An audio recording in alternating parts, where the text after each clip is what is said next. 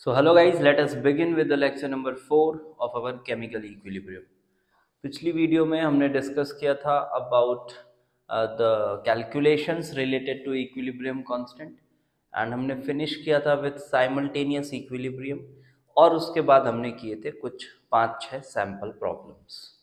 अभी लेक्चर्स को थोड़ा आगे बढ़ाते हैं।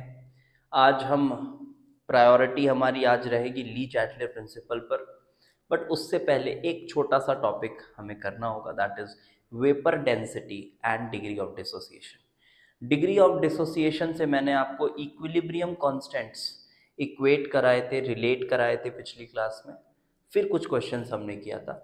अभी एक छोटा सा टॉपिक और उठाते हैं and that is vapour density and degree of dissociation. Vapour density and degree of dissociation. तो देखो, इसमें भी लोग फॉर्मूलाज रटते रहते हैं और वो जो alpha D upon D, small D, capital D, ये वाले फॉर्मूलाज रटते रहते हैं, बट वो आज रटते हैं कल भूल जाते हैं, ऐसा होता है। ऑल्दो ये टॉपिक कोई बहुत ज़्यादा फीलिंग देने वाला टॉपिक नहीं है, बहुत ज़्यादा फीलिंग नहीं देना है इसमें, बट वो जो फॉर्मूला है उसको बहुत आसान तरीके से भी अपन समझ सकते हैं। ठीक है, तो पहले आपको मैं ये बता दूं वेपर डेंसिटी क्या है। तो वेपर डेंसिटी तो एक्चुअली में vapour density is actually molar weight by 2 with respect to hydrogen. आप इसको मोल कॉन्सेप्ट में पढ़ के आते हो। ठीक है, तो molar weight by 2, this is by definition vapour density. अब इसी तरह से हमने यहाँ पर वेपर डेंसिटी किसी सब्सटेंस के लिए बताया। अगर मैं यहाँ वेपर डेंसिटी किसी मिक्सचर की बताऊँ, vapour density of any mixture, तो किसी मिक्सचर का मोलर वेट कैसे निकलता है, तो उसको कहते हैं अपन एवरेज मोलर मास। यही होता है ना जी हाँ। तो मोलर वेट कैसे निकलता है, average molar mass, average molar weight upon 2। कुछ इस तरह से vapour density of mixture defined होगा। तो अभी बात आती है सर ये एवरेज मोलर वेट कैसे निकाला जाए। तो एवरेज मोलर वेट कोई बहुत बड़ी चीज थोड़ी ना। एवरेज मोलर वेट निकालने के लिए आपके पास सोचो सैंपल है, सैंपल में ए भी है, बी भी है, सी भी है, सब कुछ है। तो मोलर वेट आप किसका बताओगे, ए का या बी का या सी का, ऐसे इंडिविजुअली तो बताओगे नहीं। आपको अगर मिक्सचर का मोलर वेट बताना है तो आप एक काम करो, जब आप नॉर्मली मोलर वेट बताते हो किसी सब्सटेंस ए का, तो आप क्या करते हो, total mass of A upon moles of A. यहां भी यही काम करना है। आप मिक्सचर का मोलर वेट बताने जा रहे हो तो आप यहां पर लें total mass of the mixture, total mass of the mixture divided by total moles, total mass of the mixture divided by total moles हम करेंगे तो वेपर डेंसिटी ऑफ मिक्सचर मिलेगा। अब एक बात यहां से सीधे समझ में आ रही है कि ये जो टोटल मास है, ये जो टोटल मास है, मास तो हमेशा कंजर्व्ड रहने वाला है, वो तो चेंज होगा नहीं। मास किसी केमिकल रिएक्शन के प्रोसेस में कभी भी मास तो चेंज होने वाला नहीं। तो मास चेंज नहीं हो रहा है, तो मास कांस्टेंट है, तो क्या मैं ये कह सकता हूं कि vapour density of any mixture और any substance is actually inversely proportional to total moles? Yes, तो you can write that vapour density, कोई फीलिंग नहीं लेना इस फॉर्मूले का, ठीक है, बस सिंपली आपको ये फॉर्मूला मैथमेटिकली डिफाइन किया हमने, इस तरह से लिखा है, vapour density is inversely proportional to total moles, total moles के इनवर्सली प्रोपोर्शनल होता है। And yes, this is the key concept behind this topic and we will be using it throughout. बहुत इजी है। फिर इसके बाद this is the key concept, इसी को हम उठाकर आगे चलेंगे और हम वेपर डेंसिटी को degree of dissociation, degree of association के साथ रिलेट करेंगे। तो चलो अभी पहले डिग्री ऑफ डिसोसिएशन के साथ रिलेट करते हैं, डिग्री ऑफ डिसोसिएशन के साथ रिलेट करते हैं। So let me take a simple hypothetical reaction and then हम एक फॉर्मूला बनाएंगे। So let us take a reaction where we have A gaseous is in equilibrium with B gaseous. Suppose करो n moles of B। अब initially आप A का कुछ amount ले रहे हो, let it be small a, आपने स्मॉल a अमाउंट लिया। अब डिग्री ऑफ डिसोसिएशन पिछली क्लास में सिखा चुका हूं, a माइनस a अल्फा तो अब ये ए अल्फा जाएगा तो ये एन ए अल्फा बनेगा। अब देखो जब इनिशियल कंडीशंस थे, जब इनिशियल कंडीशन था तब आपके पास सिर्फ कौन मौजूद था कंटेनर में, ए था। तो इनिशियल वेपर डेंसिटी जो होगी, vapour density initial, that will be simply molar weight of A by 2, यही होगी molar weight of A by 2, simply vapour density initial molar weight of A by 2।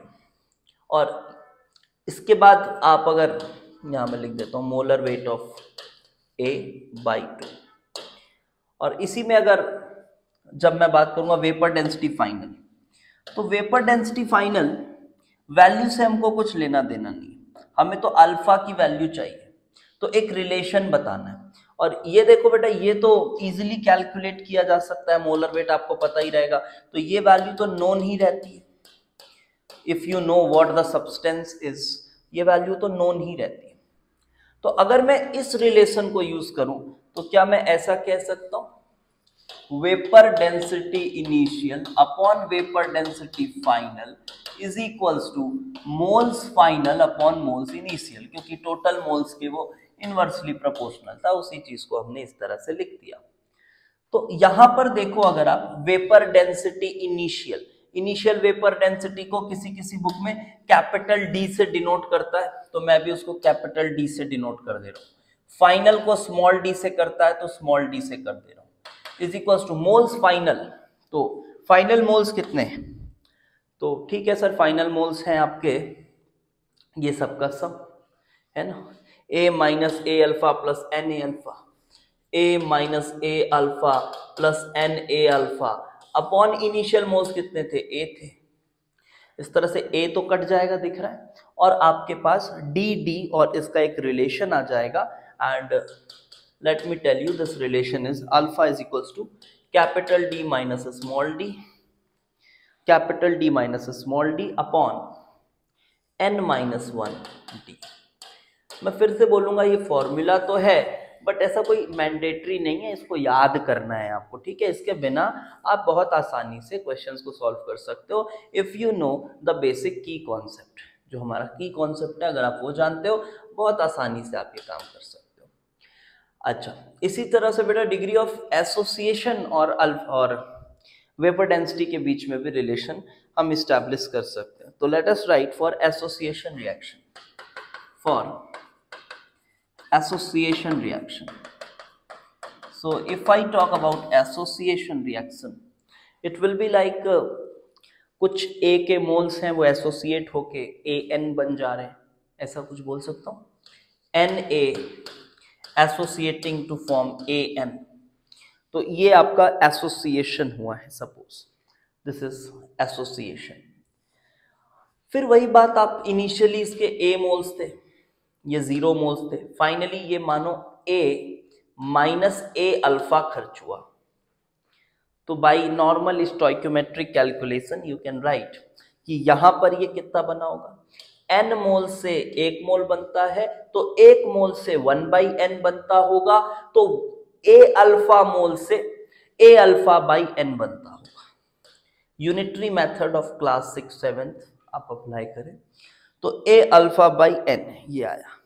Now again apply the same thing, this thing apply the same thing, तो vapour density D upon small d is equals to, अब यहां पे फाइनल तो लिखोगे A minus a alpha plus a alpha by n upon नीचे रहेगा सिर्फ A, और again you will get a relation between alpha and D, and that relation is, मैं फिर से बोलूं ये फॉर्मूलाज याद करने योग्य नहीं है, मुझे भी याद नहीं है, इसलिए मैं आपको देखकर बता रहा हूँ, यूज भी नहीं आता है, therefore no need of memorizing these formulas. D into, हाँ नीट वाले बच्चों को यूज में आता है, क्योंकि वो दिमाग बेच के एग्जाम देते हैं, है ना, उस एग्जाम के लिए दिमाग नहीं चाहिए होता है, तो दिमाग बेच के एग्जाम देना है तो आप इनको रट लें, कोई दिक्कत नहीं है, ठीक है। तो ये फॉर एसोसिएशन के लिए ये हमने बनाया। Now let us take a simple problem, ठीक है। एक चलो एक सैंपल प्रॉब्लम ले लेते हैं, किस तरह का प्रॉब्लम इससे पूछा जाता है। फिर से बोल रहा हूँ, कोई ज़्यादा फीलिंग नहीं लेनी है इस टॉपिक की। सिंपल स्ट्रेट फॉरवर्ड एक मेथड है, वेपर डेंसिटी को मोल से इन्वर्सली प्रोपोर्शनल करो, क्वेश्चन देखो क्या आ रहा है उस तरह से सॉल्व करो। और मेरा नहीं ख्याल कि जेईई एडवांस में इससे कोई सवाल आएगा, मेंस का टॉपिक आप मान सकते हो उसको। चलो, तो question is like vapor density of a mixture containing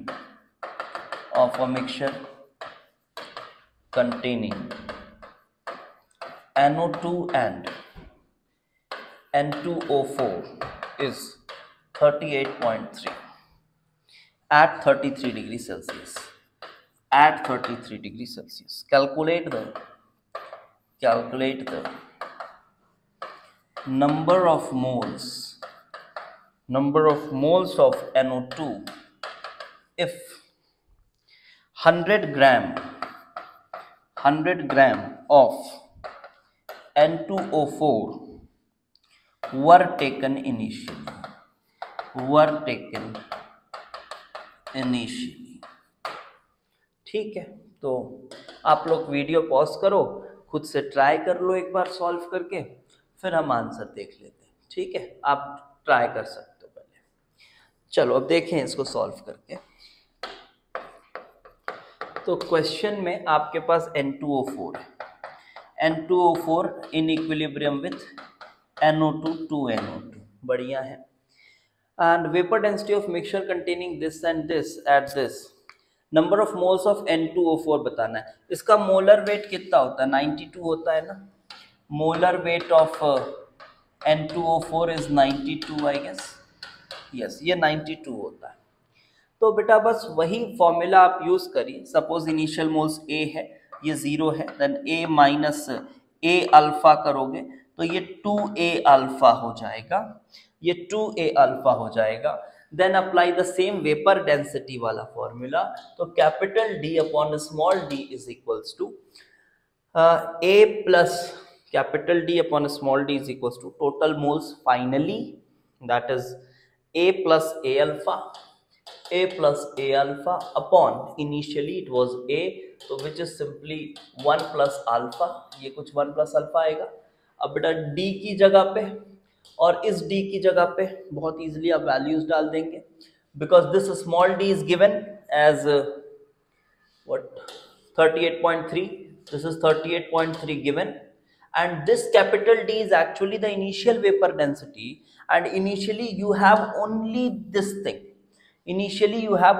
thing. So what will be the vapor density of N2O4? It is actually molar weight by 2, which is 92 by 2, and hence it is 46. So this is 46 and this is 38.3, and this is 1 plus alpha. Using this you can find what? Alpha. And question में क्या पूछ रहा है? Question में पूछ रहा है number of moles of NO2। तो NO2 के कितने मोल्स हैं? 2A अल्फा, अल्फा आपका आ चुका है, तो NO2 के मोल्स की बात करा जाए अगर, तो moles of NO2 is 2 into A। A क्या है? 100 ग्राम लिए थे तो कितना मोल्स था वो?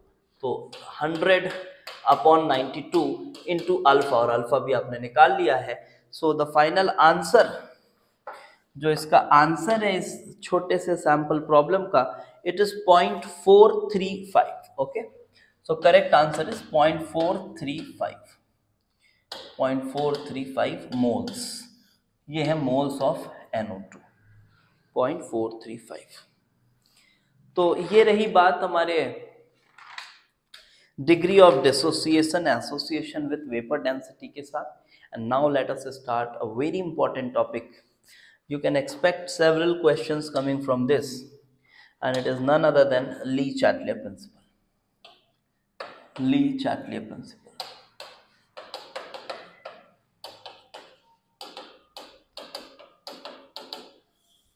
तो चलो देखते हैं ली-चाटले प्रिंसिपल एक्चुअली क्या कहता है। तो ये जो प्रिंसिपल है ना बेटा, ये एक तरह का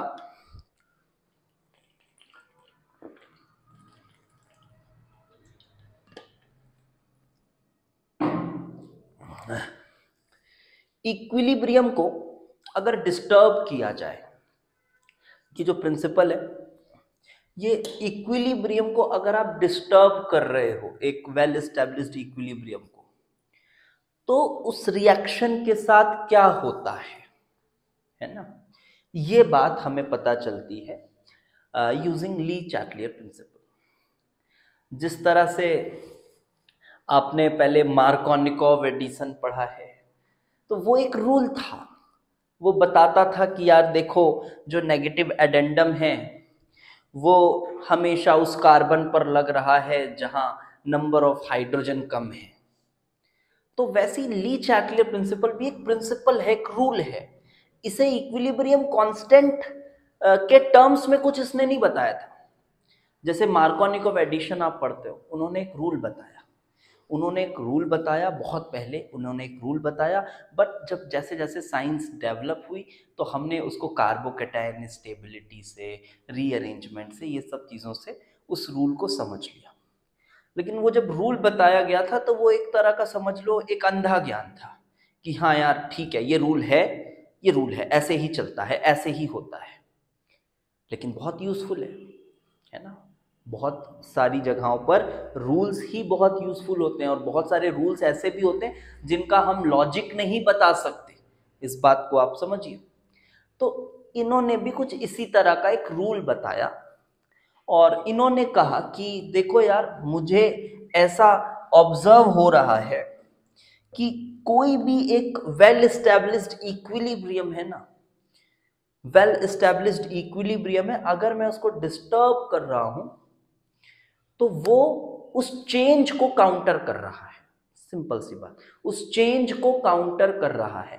ये एकदम नॉर्मल सा स्टेटमेंट मैं बता रहा हूं, ऑल्दो ये स्टेटमेंट से बहुत सारी बारीकियां नहीं समझ में आती है, वो हम अभी समझेंगे आगे। बट स्टेटमेंट तो इसी तरह से इन्होंने पुट फॉरवर्ड किया कि when any change is made, मैं एग्जैक्टली किताब की भाषा नहीं लिख रहा हूं, वो आप देख सकते हो, मीनिंग वही है। Exactly change is made to a well established equilibrium, then equilibrium shifts itself in such a direction where it counters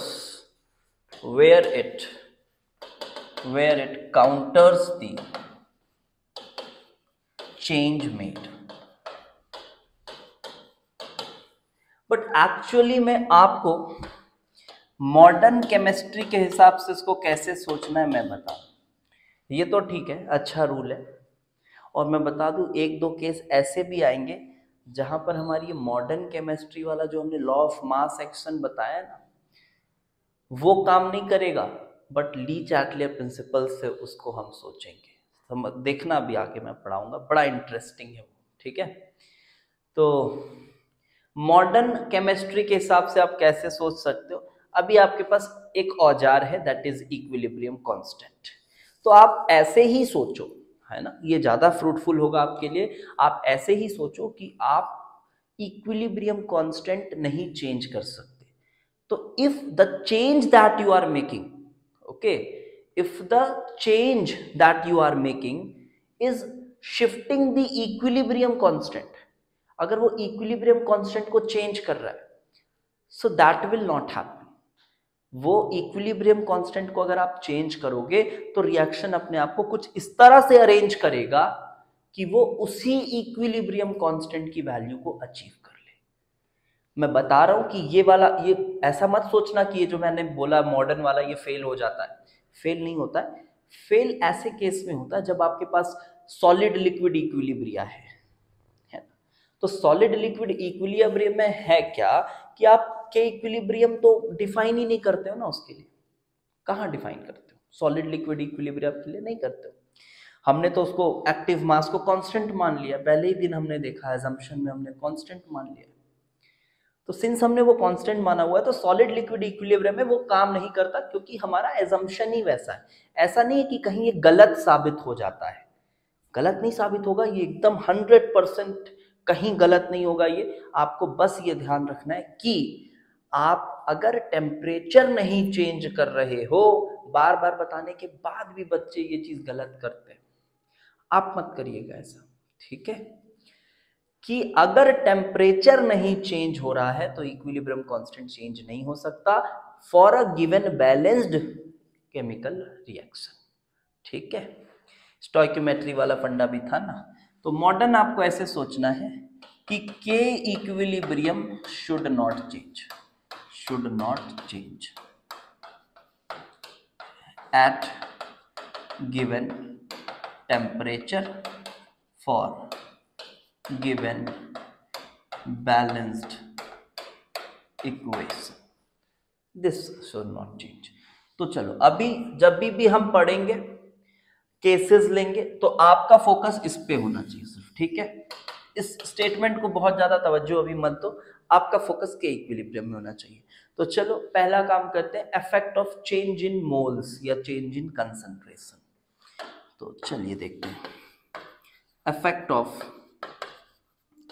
change in moles और चेंज इन कंसंट्रेशन।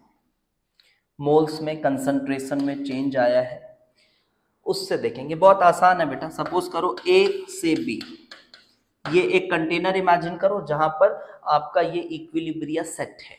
ये इक्विलिब्रिया सेट है, मानो ये ए मोल्स है और इसके बी मोल्स हैं equilibrium पर। तो इसकी इक्विलिब्रियम कांस्टेंट क्या हो गई? इक्विलिब्रियम कांस्टेंट कंटेनर जो है वो 1 लीटर वाला आप मान के चलो, तो बी अपॉन ए बेटा इसकी इक्विलिब्रियम कांस्टेंट हो गई। अब आपने क्या किया है, अब आपने क्या किया, उस कंटेनर से प्रोडक्ट को हटा दिया।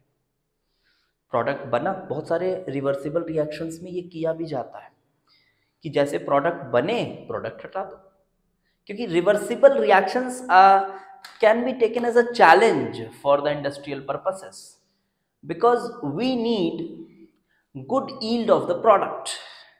हमें ज्यादा यील्ड चाहिए प्रोडक्ट का, लेकिन वो रिएक्शन जो है बेचारा इक्विलिब्रियम तुरंत ही अटेन कर ले रहा है, तुरंत अटेन कर ले रहा है इक्विलिब्रियम मान लो, और वो बिल्कुल अपने डिसीजन से टस से मस नहीं हो रहा है। वो बोल रहा है नहीं, मेरी इक्विलिब्रियम कांस्टेंट इतनी ही रहनी चाहिए। तो अब हम क्या करें, अब हम चालाकी करते हैं। हम क्या करते हैं, हम बोलते हैं ठीक है भाई देखो तुम्हारी इक्विलिब्रियम कांस्टेंट उतनी ही रहेगी, लेकिन ये जो तुम्हारा प्रोडक्ट है ना बी, इसको हम धीरे धीरे से चुरा लेंगे। जैसे आपने चुरा लिया है बी को, जैसे आपने चुरा लिया है बी को, तो क्या होगा, तो बी आपने जैसे लिया बेटा तो बी छोटा हो गया, बी छोटा हो गया।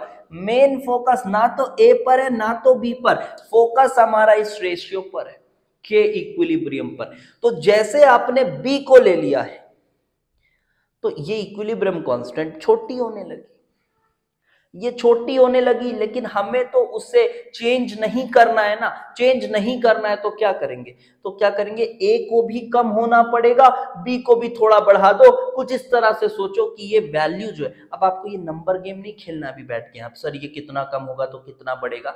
आपके मन में बस ये देखना है कि जब आपने बी के मोल्स कम किए तो ये रिएक्शन आगे आएगी, ये रिएक्शन आगे आएगी, मतलब ये जो A है अब ये A माइनस एक्स हो जाएगा। सिंस आपने B को कम किया तो जितना अमाउंट कम किया था उसमें थोड़ा और बढ़ने लगेगा, थोड़ा और बढ़ने लगेगा वो, ठीक है, सो दैट के इक्विलिब्रियम मेंटेन रहे।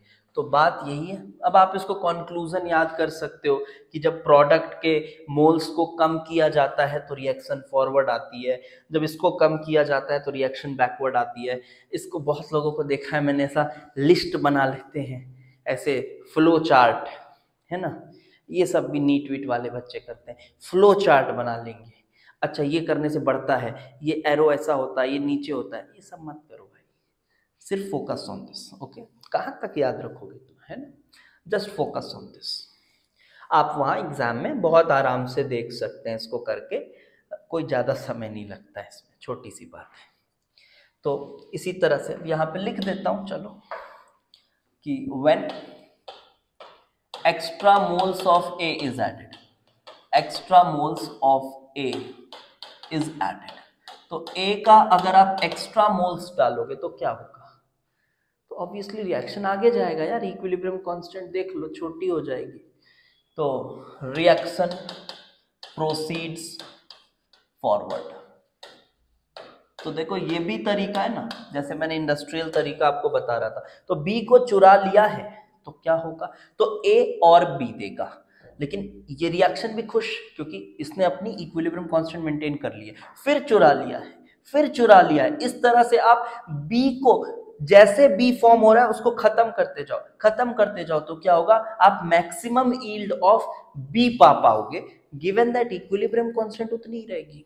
हाँ वो बात अलग है कि आपका अगर पूरा ए खत्म ही हो गया तो, है ना, वो बात अलग है, वो कंसिडरेबल नहीं है, आप मैक्सिमम यील्ड पा पाएंगे आप, ठीक है। तो व्हेन एक्स्ट्रा मोल्स ऑफ, फिर वो खत्म होगा या नहीं होगा वो सब फिर रिएक्शन के ऑर्डर वगैरह पे भी डिपेंड करता है, काइनेटिक्स की बात है, उसको छोड़ते हैं अभी। When extra moles of A is added reaction proceeds forward. तो ये मैंने आपको मोल्स का बता दिया इफेक्ट। जैसे मोल्स का इफेक्ट है बेटा, कंसंट्रेशन का भी वही इफेक्ट है, ठीक है, कंसंट्रेशन का भी वही इफेक्ट है, मोल्स कंसंट्रेशन एक ही बात है, वॉल्यूम को बस कंसिडर अगर कर लो। दूसरा जो चेंज है ये काफी इंपॉर्टेंट है, थोड़ा कंफ्यूजिंग भी लगता है बच्चों को, वो है effect of change in pressure, effect of change in pressure. तो प्रेशर में चेंज होने से क्या होता है, इसको देखो, फिर ली चैटलियर से अगर मैं बोलूं तो आपको ऐसे सोचना है, ली चैटलियर से, बट मैंने आपको प्राइमरी आपका क्या फोकस कहां बताया रहना चाहिए, वो रहना चाहिए बेटा के इक्विलिब्रियम पर। तो ली चैटलियर से अगर सोचा जाए ना तो कुछ इस तरह की बात होती है कि प्रेशर अगर बढ़ाएंगे तो रिएक्शन उधर जाएगा जहां प्रेशर कम हो, जस्ट कि वो काउंटर कर रहा है उस चेंज को, ठीक है। तो पहले मैं इस तरह से बोल देता हूँ, ये लिख लेना आप, ठीक है, इसको मैं लिख नहीं रहा, कि आप प्रेशर बढ़ाओगे तो रिएक्शन उधर जाएगा जहां नंबर ऑफ मोल्स कम हो, क्योंकि प्रेशर कम वहीं होगा जहां नंबर ऑफ मोल्स कम होंगे। तो चलो ठीक है, लिख दो कि जब आप प्रेशर को बढ़ा रहे हो तो reaction moves in a direction where there is less pressure, जहां प्रेशर कम है वो उधर की तरफ जाएगा एज पर ली चैटलियर प्रिंसिपल, और ये उसकी तरफ जाएगा। तो और लेस प्रेशर किधर है, लेस प्रेशर मतलब जहां नंबर ऑफ गैसियस मोल्स कम है, क्योंकि वहीं प्रेशर कम है, गैसियस मोल्स कम है, उसकी तरफ जाएगा। यहां से तो समझ में आ जाता है, लेकिन क्या इसके पीछे भी वो जो एक्चुअल जो रीजन है वो के इक्विलिब्रियम है, हाँ आप उससे भी देख सकते हो, ठीक है, के इक्विलिब्रियम ही रीजन है, उससे भी देख सकते हो। अभी आपको मैं बहुत अच्छे से दिखाता हूँ के इक्विलिब्रियम के साथ इसको कैसे रिलेट किया जा सकता है, देखना। देखो यहां पर बात बेटा कैसी है कि आपके पास सपोज ये रिएक्शन मैंने लिखा ए गिव्स बी प्लस सी, थोड़ा मैंने कुछ इस तरह से लिखा है कि डेल्टा एन जी जो है वो नॉन जीरो रहे, सभी गैसियस है, ठीक है, सपोज सभी गैसियस है। अब मानो बेटा कि ये जो है this is at a pressure of suppose 10 atm, ठीक है, ये 10 atm के प्रेशर पर है और इक्विलिब्रियम आ गई है, और इक्विलिब्रियम पे ये 1 मोल है, ये भी 1 मोल है, ये भी 1 मोल है, सपोज करो, मैं पूरे कैलकुलेशंस नहीं कर रहा, मैं आपको समझाने की कोशिश कर रहा हूं, तीनों चीजें इक्विलिब्रियम पर है, 1 मोल 1 मोल 1 मोल। अब ये इक्विलिब्रियम एस्टैब्लिश्ड है, अब मैंने क्या किया है कि मैंने प्रेशर को बढ़ा दिया है, सपोज करो मैंने pressure now increases to 20 atm। ध्यान से सुनना, बहुत मजेदार कंक्लूजन आपको बताऊंगा। प्रेशर सपोज करो मैंने बेटा कर दिया 20 atm, देखो तो प्रेशर बढ़ा दिया है, तो अगर सिंपल ली चैटलियर से सोचें तो प्रेशर बढ़ा दिया है तो रिएक्शन किधर जाएगी, रिएक्शन उधर जाएगी जहां प्रेशर कम है, रिएक्शन उधर जाएगी जहां प्रेशर कम है। तो प्रेशर कम किधर है, जहां नंबर ऑफ गैसियस मोल्स कम है, तो अच्छा यहाँ एक गैसियस मोल है, यहाँ दो गैसियस मोल है, तो रिएक्शन तो सर पीछे जाएगी। तो सर रिएक्शन जो है वो तो पीछे जाएगी, क्योंकि गैसियस मोल्स की बात हो रही है, रिएक्शन पीछे जाएगी। तो ठीक है, ये भी बात मैं आपकी मान लेता हूँ कि ठीक है यार, रिएक्शन पीछे जाएगी। लेकिन फिर इसको ना के इक्विलिब्रियम से भी सोचेंगे। चलो अभी मैं पीछे भेज देता हूँ। तो पीछे जाएगी तो ये 1 माइनस एक्स, ये 1 माइनस एक्स, और ये रिएक्ट करके बनेगा 1 प्लस एक्स। ये भी मोल्स की बात कर रहा हूँ, ये सब मोल्स है। इसको बोलते हैं रिएक्शन पीछे जाना। लेकिन ये रिएक्शन पीछे जाकर अपना इक्विलिब्रियम कांस्टेंट उतनी ही रखेगा। अब आपके मन में ये आ रहा होगा, अरे सर इक्विलिब्रियम कांस्टेंट चेंज ही कहाँ हुआ था, कैसे चेंज हुआ, प्रेशर बढ़ाए तो कैसे चेंज हुआ, थोड़ा समझा दो सर इस बात को। समझाते हैं। देखो इमेजिन करो बेटा, तुम्हारे पास ये कंटेनर था और इस कंटेनर में क्लोज्ड कंटेनर, मूवेबल पिस्टन जो भी है, और आपके पास इक्विलिब्रिया थी ए बी सी, तीनों 1 1 1 मोल्स में थे। बट के इक्विलिब्रियम हमने डिफाइंड ही इतनी खूबसूरती से किया है कि हम वहां मोल्स की बात नहीं करते, हम वहां कंसंट्रेशन की बात करते हैं। जी हाँ, तभी तो लॉज में फिट होता है अच्छे से। हम किसकी बात करते हैं, या तो कंसंट्रेशन की या तो प्रेशर की। तो अभी मैं कंसंट्रेशन की अगर बात करूं तो ठीक है, जब आप प्रेशर 10 से 20 करोगे ना बेटा, तो वॉल्यूम ऑब्वियसली थोड़ा नीचे आएगा। वॉल्यूम नीचे आएगा, प्रेशर आप बढ़ाओगे, वॉल्यूम नीचे आएगा। और जब वॉल्यूम नीचे आया ना, जब वॉल्यूम नीचे आया तो इसका कंसंट्रेशन, इसका कंसंट्रेशन, इसका कंसंट्रेशन, तीनों का कंसंट्रेशन बढ़ गया। तीनों का कंसंट्रेशन बढ़ गया। ऑल्दो मोल्स घटे हैं, मोल्स बी के भी घटे हैं, सी के भी घटे हैं, लेकिन कंसंट्रेशन अभी बात ये कब बढ़ गया, जब सपोज करो आपका ये 1 ही है, अभी ये खत्म नहीं हुआ है, ये खत्म होके वो फिर कंसंट्रेशन बैलेंस करेगा अपने। अभी आप इतना समझो, अभी ध्यान से, जब ये 1 मोल ही है और 1 मोल पे ही अगर आपने वॉल्यूम कम कर दिया, तो क्या ये इस रिएक्शन को पसंद आएगा ये करना? नहीं सर, नहीं आएगा पसंद, क्योंकि आपने तो उसकी केसी चेंज कर दी।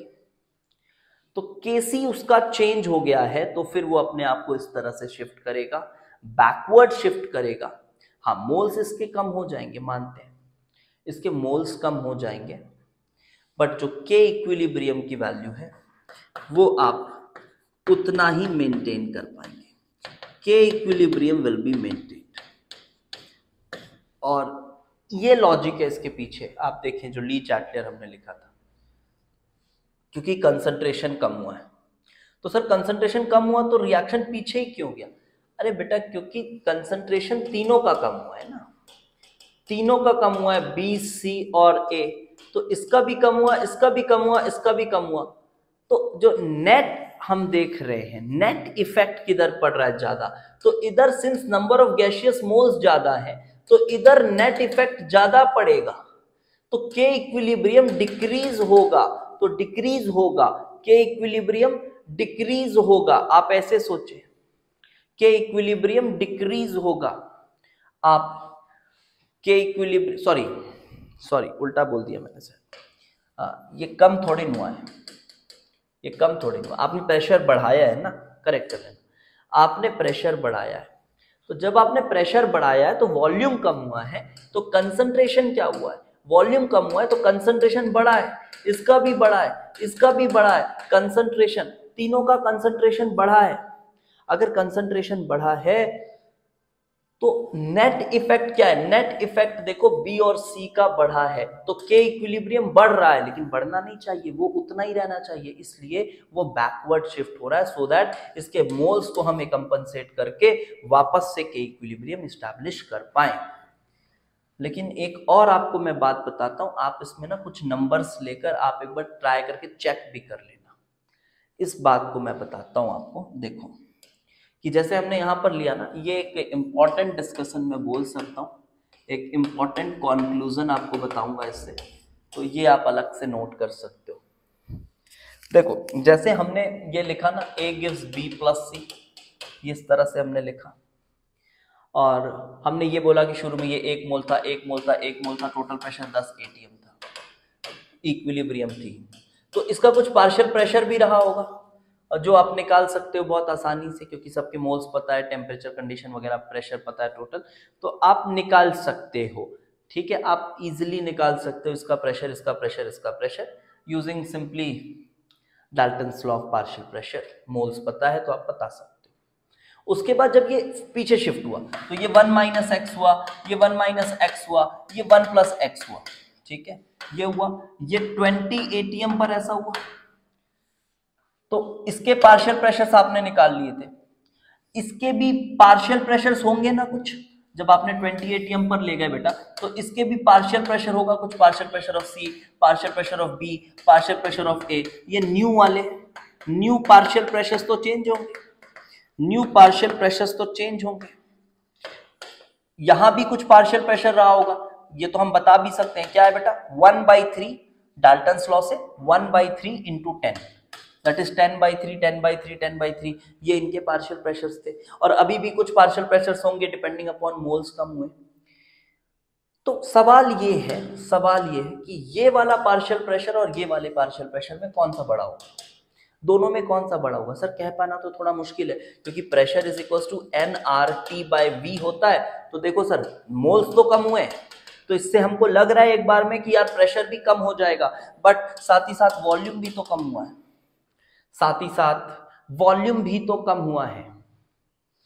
और अगर वॉल्यूम भी कम हुआ है ना, तो प्रेशर जो होगा वो बढ़ जाता है, प्रेशर यहां बढ़ जाता है, ये वाला फैक्टर ज्यादा डोमिनेटिंग होता है। सर ऑलवेज, हाँ मान लो ऑलवेज, आप कुछ भी रैंडम नंबर्स रख के, वैलिड नंबर्स रख कर चेक करना, मैथमेटिकली डिस्प्रूव करने की कोशिश मत करना।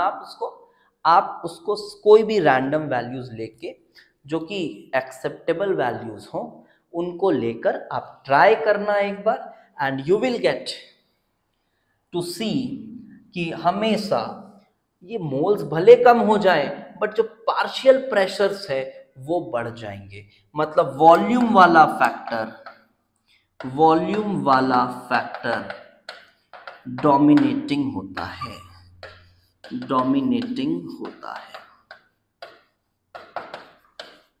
ठीक है, ये पॉइंट इंपॉर्टेंट बनी। और ये जो PA होगा विल बी ग्रेटर देन 10/3 से बड़ा होगा, PA will be greater than 10/3। खैर इसका तो मोल्स भी बढ़ा है, अगर PB की बात करी जाए तो ये कंफ्यूजन आता है, इसका तो मोल्स भी बढ़ा है, तो इसमें तो कोई डाउट ही नहीं है कि इसका प्रेशर बढ़ेगा, ये तो बढ़ेगा ही। और यहाँ पर PB भी बड़ा होगा 10/3 से। हाँ, ये एक इम्पोर्टेंट पॉइंट है। ये तो सर ऑब्वियस था सर, ये क्योंकि मोल्स भी बढ़ ही रहा है उसका, वॉल्यूम भी कम हो रहा है, तो वो तो बढ़ेगा ही। तो एक ये कॉन्क्लूजन है, ये एक इम्पॉर्टेंट कॉन्क्लूजन है, आपके काम आएगा, ये काफी काम आएगा।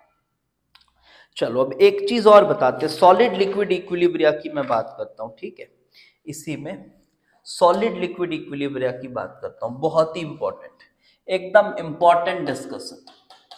This is also an important discussion, पूरी फोकस के साथ आप इसको सुनिएगा। सपोज करिए मैंने कहा आयरन सॉलिड और मैंने कहा आयरन लिक्विड, और इस पर मैं अगर प्रेशर लगाऊं तब क्या होगा, इस पर अगर मैं प्रेशर लगाऊं तब क्या होगा। अच्छा, अगर मैं पीछे वाले के एक आध दो एग्जाम्पल और दे दूं आपको, तो वो भी लिख लेना। देखो साइड में एक दो एग्जाम्पल दे रहा हूँ। जैसे सपोज करो PCl5 गैसियस है, ये इसके साथ नहीं है, मैं फिर भी एक दो एग्जाम्पल दे दूँ अगर किसी बच्चे को ढंग से नहीं समझ आया होगा तो भी। तो जैसे ये बेटा, तो अगर आप चाहते हो कि क्लोरीन का यील्ड ज्यादा मिले मुझे, इफ यू वांट कि क्लोरीन का यील्ड ज्यादा मिले, तो प्रेशर को क्या करना पड़ेगा, एक इक्विलिब्रियम आ गई, और इक्विलिब्रियम के बाद अगर आप एट इक्विलिब्रियम प्रेशर को बढ़ाते हो, तो रिएक्शन उधर जाएगा जिधर प्रेशर कम है, प्रेशर कम किधर होता है, जहां नंबर ऑफ मोल्स कम होते हैं, नंबर ऑफ गैसियस मोल्स कम होते हैं वहां प्रेशर कम होता है। तो गैसियस मोल्स तो सर इधर कम है, मतलब इसकी इस्टेब्लिश्ड इक्विलिब्रियम पर अगर प्रेशर लगाया जाए, अगर इसकी इस्टेब्लिश्ड इक्विलिब्रियम पर प्रेशर लगाया जाए तो क्लोरीन का जो यील्ड आपको मिला है वो थोड़ा कम हो जाएगा, रिएक्शन बैकवर्ड जाने लगेगा। और अगर इसकी इस्टेब्लिश्ड इक्विलिब्रियम पर आप प्रेशर को थोड़ा लो करते हो, हाँ इतना भी लो नहीं कर देना है कि वो रिएक्शन की फिजिबिलिटी ही खत्म हो जाए, है ना, रिएक्शन की फिजिबिलिटी ही खत्म हो जाए, ऐसा नहीं, फिर तो रिएक्शन ही नहीं होगा, क्या फायदा। फिजिबिलिटी इंश्योर करना है, बहुत हद तक काइनेटिक्स भी इंश्योर करना है, कि ऐसा नहीं कि रिएक्शन हो ही नहीं रहा है उस टेम्परेचर पर बस जबरदस्ती करा रहे हो। तो सभी का कंसिडरेशन लेते हुए एक्चुअली में किया जाता है काम को। तो आई होप आपको प्रेशर भी समझ में आ गया होगा कि किस तरह से देखना है। इस तरह के अब और भी एग्जाम्पल्स आप देख लीजिएगा, बहुत इजीली समझ आ जाएगा। कुछ अभी सैम्पल क्वेश्चंस भी कराऊंगा, उसमें भी ये सब कवर हो जाएगा, ठीक है, उसमें भी ये कवर हो जाएगा, मैं इसे यहाँ नहीं लिखता। चलो, so now let's talk about this interesting case, Fe solid Fe liquid. अब यहां क्या करें, मैंने मानो प्रेशर बढ़ाया, मैंने प्रेशर बढ़ाया, ये एक एस्टैब्लिश्ड इक्विलिब्रिया था, मैंने प्रेशर बढ़ाया, बढ़ा दिया प्रेशर। तो इक्विलिब्रिया का पहले ये देखो मतलब क्या है। इक्विलिब्रिया का मतलब आप ऐसे समझो, इक्विलिब्रिया का मतलब एक तरह का ये है कि ये दोनों को एग्जिस्ट कर रहे हैं, ये दोनों क्या कर रहे हैं, साथ में को एग्जिस्ट कर रहे हैं। This is the meaning of equilibria. आपने टेम्परेचर प्रेशर मेंटेन कर दिए पिस्टन की, एक मूवेबल पिस्टन रखा हुआ है जहां प्रेशर के कोई मायने हैं, और तब आपने उसको छोड़ दिया, तो लिक्विड और सॉलिड ये दोनों ही साथ में इक्विलिब्रियम में है, दोनों एग्जिस्ट कर रहे हैं साथ में। इस पे और अच्छे से डिटेलिंग अगर आपको देखनी है, लिक्विड सॉल्यूशंस के मेरे लेक्चर देख लीजिए आप, उसमें बहुत अच्छे से वेपर प्रेशर के कॉन्सेप्ट को समझाया है, जहां मैंने आपको लिक्विड वेपर इक्विलिब्रिया के बारे में बताया है। इसमें भी मैं फेज डायग्राम पढ़ाऊंगा अगले लेक्चर में, तो वहां भी आप सीख सकते हैं, ठीक है। सो Fe solid Fe liquid, pressure को अगर बढ़ा दिया जाए तो क्या होगा। तो सर के इक्विलिब्रियम से देख लेते हैं, लेकिन फिर वहीं फंस जाओगे कि के इक्विलिब्रियम जो है उसमें तो लिक्विड सॉलिड को लेते ही नहीं है सर, लो अब क्या करोगे। तो यहाँ काम आएगा आपको ली चैटलियर प्रिंसिपल, जिस तरह से उसने कहा है बस वैसे ही सोचो, और सच में ये फॉलो होता है। अभी आपको एक बहुत अच्छा एग्जाम्पल भी दूंगा मैं, सच में फॉलो होता है, बहुत अच्छा एग्जाम्पल भी दूंगा, ध्यान से सुनना भी, ठीक है। तो आप ये बताओ कि सपोज आपके पास यहाँ कोई लिक्विड रखा हुआ है, ठीक है, ये कोई लिक्विड रखा हुआ है, कोई भी ये लिक्विड रखा हुआ है या कोई भी सब्सटेंस रखा हुआ है, मैं ऐसा बोल रहा हूँ, ये कोई भी सब्सटेंस आपके पास है, let this be any substance, और ये सब्सटेंस आप इमेजिन करो ये एक्सपैंड हो गया, ये सब्सटेंस, यही सेम सब्सटेंस एक्सपैंड हो गया, एक्सपैंडेड, यही सेम सब्सटेंस एक्सपैंड हो गया, तो क्या फीलिंग आ रही है, क्या कंटेनर पर प्रेशर बढ़ेगा। क्या ये सब्सटेंस जैसे गैस होता है, तो गैस क्या है, बहुत फ्रीक्वेंटली एक्सपैंड हो सकता है। ये आप ऐसे सोचो कि जब आपने यहाँ पे इस सब्सटेंस को एक्सपैंड किया, जब ये एक्सपैंड हुआ तो अंदर का प्रेशर बढ़ गया होगा, तब अंदर का प्रेशर बढ़ गया होगा, ठीक है, ये बात तो सर ठीक है, घुस गई दिमाग में, एक्सपैंड हुआ अंदर का प्रेशर बढ़ गया होगा। अब ये बताओ मुझे, जब ये एक्सपैंड हुआ तो इसकी मास तो चेंज हुई नहीं, क्योंकि मास तो कंजर्व्ड है, मास तो नहीं चेंज हुई, बट क्या इसका वॉल्यूम चेंज हुआ है। जी हाँ, वॉल्यूम चेंज हुआ है, इसका वॉल्यूम बढ़ा है, तो हम क्या बोल सकते हैं, वॉल्यूम बढ़ा है, मास उतना ही है, तो मैं ये बोल सकता हूं कि ये जो सब्सटेंस है ये एक्सपैंड होने के बाद now it is less dense, ऐसा बोल सकता हूं। एक्सपेंड होने के बाद it is lesser, it is of lesser density, because volume बढ़ गया है, मास उतना ही है, मास अपॉन वॉल्यूम आपका डेंसिटी होता है। तो इस तरह से आपने ये कहा, तो इससे क्या मैं ये कॉन्क्लूजन निकाल सकता हूं? जी हाँ, बिल्कुल निकाल सकते हैं। क्या ये कॉन्क्लूजन आप निकाल सकते हैं कि जब आप प्रेशर बढ़ाते हो तो होता क्या है, या फिर प्रेशर बढ़ाते हो अभी मत बोलो, आप इसको थोड़ा भी और सिंपल करो, आप ऐसा बोलो कि जब भी प्रेशर बढ़ता है,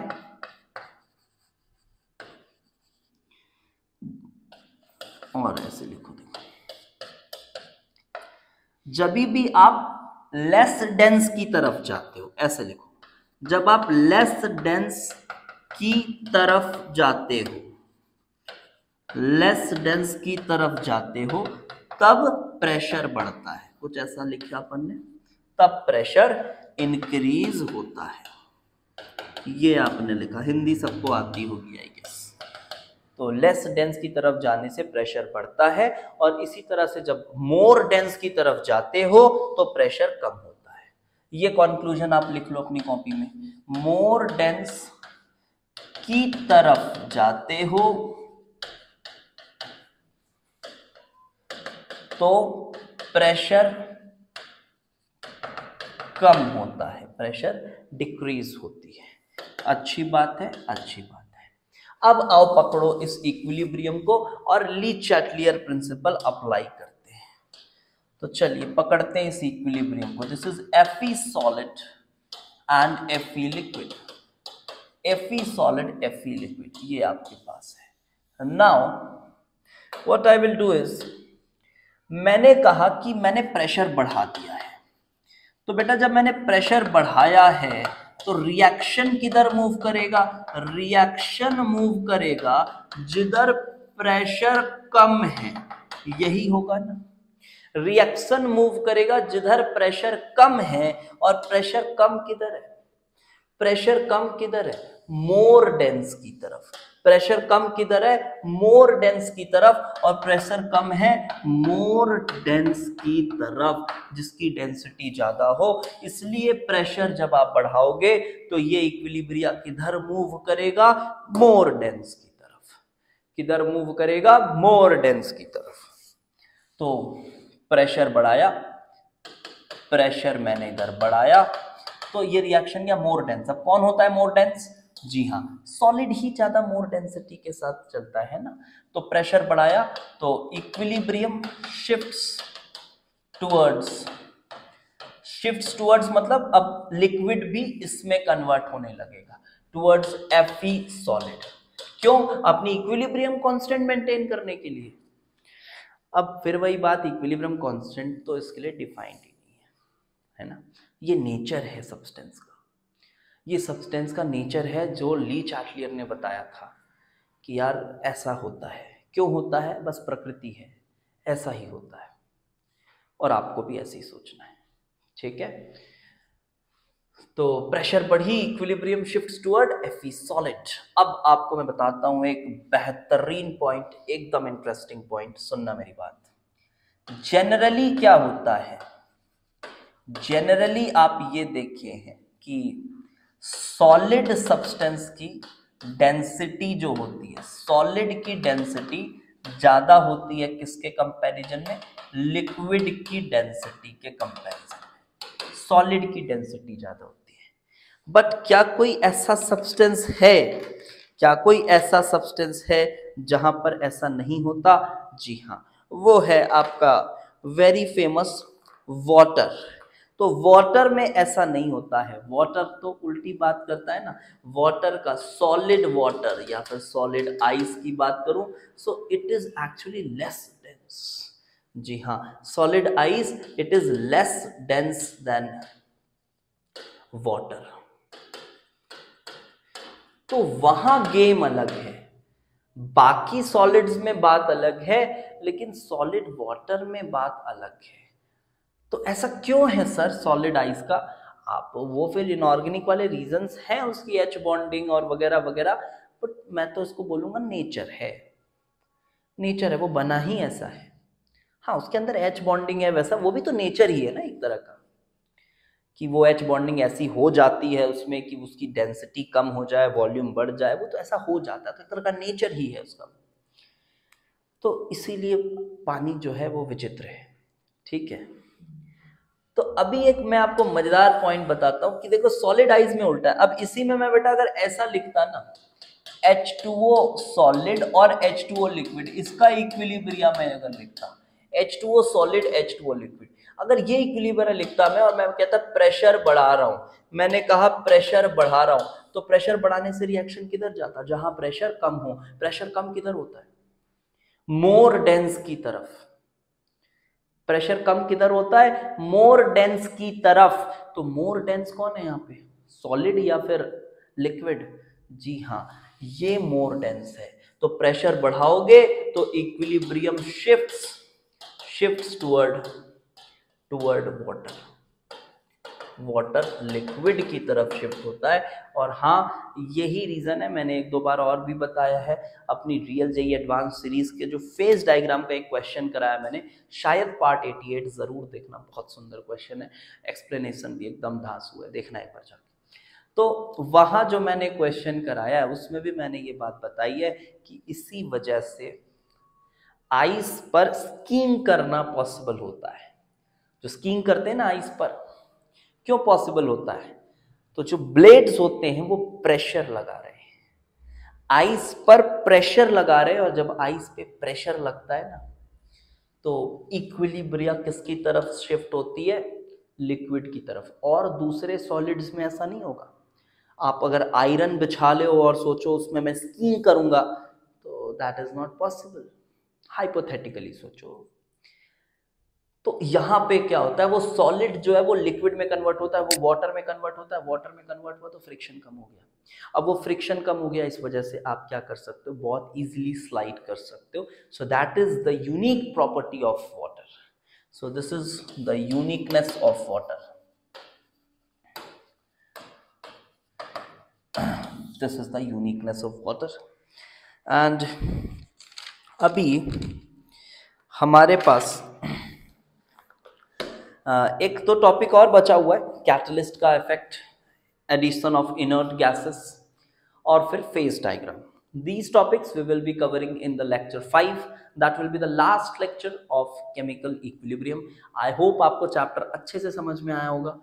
फिर उसके बाद हम क्वेश्चंस भी बनाएंगे और उसके बाद हम वेलकम करेंगे the giant, that is ionic equilibrium का, वो चैप्टर और मजा आएगा आपको पढ़ने। बिल्कुल आप हमारे साथ जुड़े रहें अपने जेईई एडवांस तक, जो भी दिक्कतें आती हैं बताएं और पूछें और अच्छे से आगे बढ़ें। क्वेश्चन साथ में ऑनेस्टली करते रहें। मैं बता रहा हूँ फिजिकल केमिस्ट्री का इससे बेटर लेवल आप कहीं नहीं पाओगे। आप कुछ मत सोचो, सीधे आओ और पढ़ाई करना स्टार्ट करो हमारे साथ, ठीक है। अभी समय मिलेगा तो ऑर्गेनिक इनऑर्गेनिक की भी धांसू चीज़ें आपको प्रोवाइड करेंगे। Okay, thanks for watching, see you in the next lecture.